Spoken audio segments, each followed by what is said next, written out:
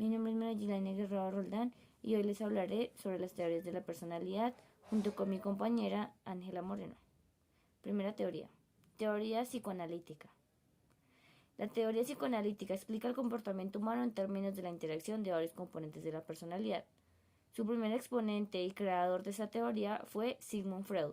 Fue el fundador de esta escuela de pensamiento. Freud recorrió a la física de su época, que sería la termodinámica, para acuñar el término psicodinámica.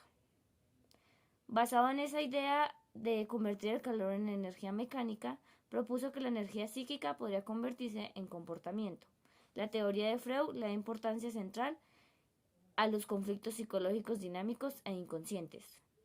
En esta teoría encontramos las etapas, entre ellas la oral, la anal, la fálica, la de latencia y la etapa genital. Estas etapas Freud las estableció únicamente para la infancia y la adolescencia. Ahora les hablaré de la teoría conductista. Los conductistas explican la personalidad en términos de los efectos que los estímulos externos tienen sobre nuestra conducta.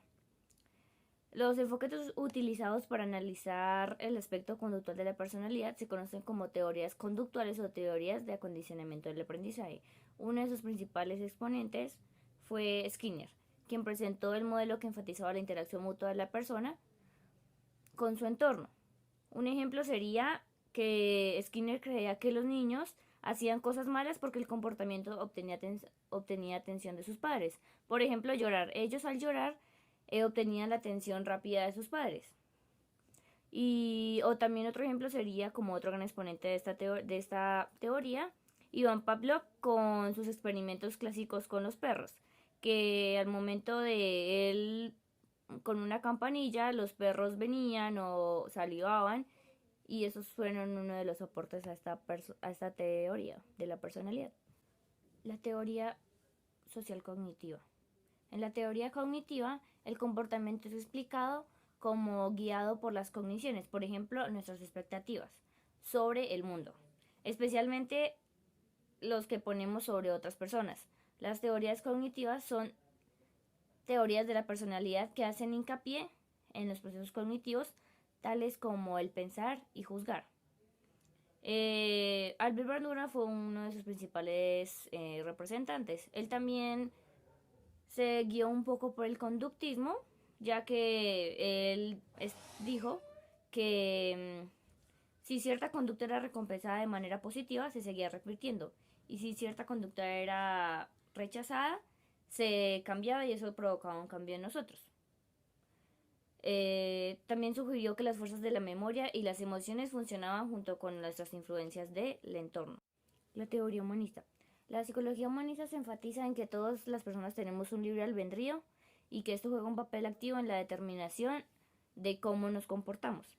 La psicología humanista se centra en nuestras experiencias subjetivas de las personas en oposición a los factores forzados y definitivos que determinan el comportamiento. Dos grandes representantes de esta teoría fue Abraham Maslow y Carl Rogers, que se enfocaron principalmente en ver los individuos como un todo, en lugar de enfocarse en rasgos o en procesos separados dentro del individuo. Hablaremos de Maslow. Maslow se la pasó la mayor parte de su tiempo estudiando lo que él llamaba personas autorrealizadas. Muchas de estas personas demuestran una tendencia en las dimensiones de sus personalidades. Maslow desarrolló o incluye 4 dimensiones de las personas autorrealizadas. Entre ellas está la conciencia, realidad y problema centrado, aceptación y espontaneidad, sentido del humor unánime o democrático. Buenas tardes. Para el desarrollo de esta actividad voy a exponer 2 teorías, la teoría biopsicosocial y la teoría evolutiva. La teoría biopsicosocial fue un modelo que pretendía dejar atrás el cerrado esquema de causa-efecto, según el cual el plano emocional y el contexto social no influía en el proceso del tratamiento de una enfermedad. Por otro lado, también fue un paso a la realidad en la cual el médico tomaba en cuenta las opiniones del paciente para el tratamiento de su enfermedad. El paciente pasó de ser un objeto a ser un sujeto. El autor principal de este modelo fue el psiquiatra George Lipnos, en 1977. La siguiente teoría es la teoría de la evolución. Esta teoría explica que los seres vivos no aparecen de la nada y por qué sí. De ella se deduce que los cambios suelen ser adaptativos, es decir, cada especie se adapta según la presión selectiva que sufre.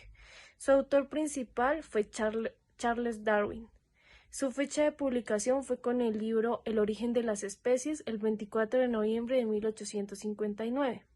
Con él, Darwin explicó su hipótesis de cómo las especies y los seres vivos evolucionan y cómo su selección natural empuja a dicho cambio. Gracias.